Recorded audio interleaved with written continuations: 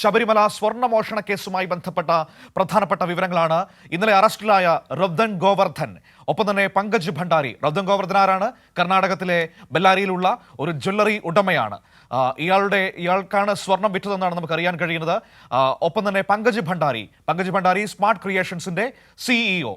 ഇയാളുമായി ചേർന്നിട്ടാണ് ഈ സ്വർണ്ണത്തിലൊക്കെ വലിയ തിരിമറി ഈ ഉണ്ണികൃഷ്ണൻ പോറ്റി നടത്തിയതെന്ന വിവരങ്ങളാണ് നമ്മുടെ മുൻപിലുള്ളത്. അപ്പോൾ ഇവർ രണ്ടുപേരും അറസ്റ്റിലായിട്ടുണ്ട്, ഈ റബ്ദൻ ഗോവർദ്ധനും ഒപ്പം തന്നെ പങ്കജ് ഭണ്ഡാരിയും. അതിൽ റബ്ദൻ ഗോവർദ്ധന്റെ ഭാഗത്തുനിന്ന് വളരെ പ്രധാനപ്പെട്ട മൊഴികളൊക്കെ അന്വേഷണ സംഘത്തിന് ലഭിച്ചിട്ടുണ്ട് എന്നാണ് അറിയാൻ കഴിയുന്നത്. ഉണ്ണികൃഷ്ണൻ പോറ്റിക്ക് കോടികൾ നൽകിയിട്ടുണ്ട് എന്നാണ് അയാൾ പറഞ്ഞിരിക്കുന്നത് സ്വർണം വാങ്ങാനായിട്ട്. ഇനി ഏറ്റവും പ്രധാനപ്പെട്ട കാര്യമെന്ന് പറയുന്നത്, ഇവരെ കസ്റ്റഡിയിൽ വാങ്ങി വിശദമായി ചോദ്യം ചെയ്താൽ മാത്രമേ സമഗ്രമായ വിവരങ്ങളിലേക്ക് അന്വേഷണ സംഘത്തിന് പോകാൻ കഴിയുകയുള്ളൂ. ഏതായാലും ഈ പങ്കജ് ഭണ്ഡാരിയെയും ഗോവർദ്ധനെയും 14 ദിവസത്തേക്ക് റിമാൻഡ് ചെയ്തിരിക്കുകയാണ്. കൊല്ലം വിജിലൻസ് കോടതിയാണ് പ്രതികളെ റിമാൻഡ് ചെയ്തത്. ദ്വാരപാലക പാളി കേസിലും കട്ടിളപ്പാളി കേസിലുമാണ് ഇരുവരെയും അറസ്റ്റ് രേഖപ്പെടുത്തിയത്. ഇനിയിപ്പോൾ നാളെ ഇവരെ കസ്റ്റഡിയിൽ വാങ്ങാൻ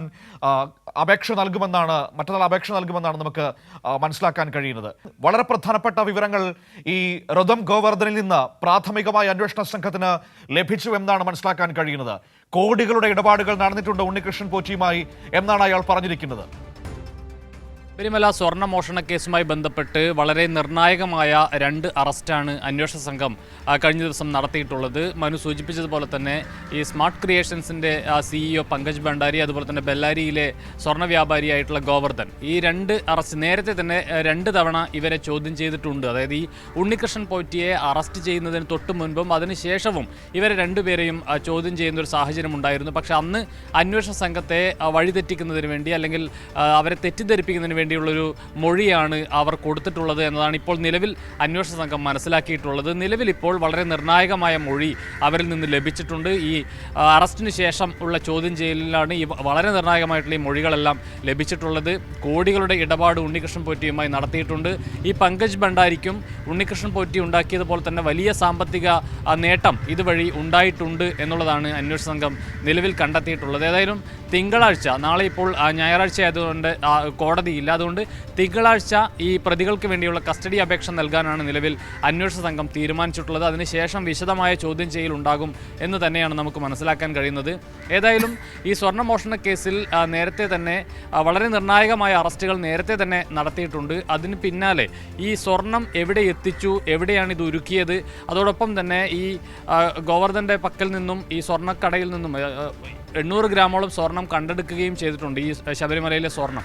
ആ നിലയിൽ വളരെ നിർണായകമായ ഒരു ഇടപെടൽ അന്വേഷണ സംഘത്തിൻ്റെ ഭാഗത്തു നിന്നും ഉണ്ടായിട്ടുണ്ട് എന്നുള്ളതാണ് ഈ കേസുമായി ബന്ധപ്പെട്ട ഏറ്റവും നിർണായകമായ ഒരു വിഷയം എന്ന് പറയുന്നത്. അതോടൊപ്പം ഇതിൻ്റെ അന്വേഷണം വളരെ കാര്യക്ഷമമായി തന്നെ മുന്നോട്ട് പോകുന്ന ഒരു സാഹചര്യവും നിലവിലുണ്ട്. വളരെ പ്രധാനപ്പെട്ട മറ്റൊരു കാര്യമുണ്ട്. ഈ റബ്ദൻ ഗോവർദ്ധന്റെ കാര്യം എടുക്കുകയാണെങ്കിൽ, ഇയാളുടെ ജ്വല്ലറി സ്ഥാപനത്തിൽ വന്നുപോയ ശബരിമലയുമായി ബന്ധപ്പെട്ട് നിൽക്കുന്ന പ്രധാനപ്പെട്ട ആളുകളൊക്കെ ഉണ്ട്. നേരത്തെ ചില ഘട്ടങ്ങളിലൊക്കെ കേട്ടതുപോലെ ദൈവതുല്യരെന്ന് കരുതുന്ന പല ആളുകളും ഇയാളുടെ സ്ഥാപനത്തിൽ വന്നുപോയി എന്നതൊക്കെ നമുക്കറിയാവുന്ന വിവരങ്ങളൊക്കെ ഉണ്ട്. അപ്പോൾ റബ്ദൻ ഗോവർദ്ധനെ ചോദ്യം ചെയ്യുമ്പോൾ കൂടുതൽ പ്രധാനപ്പെട്ട വിവരങ്ങളിലേക്ക് എത്താൻ കഴിയും എന്ന പ്രതീക്ഷയാണോ SITക്കുള്ളത്?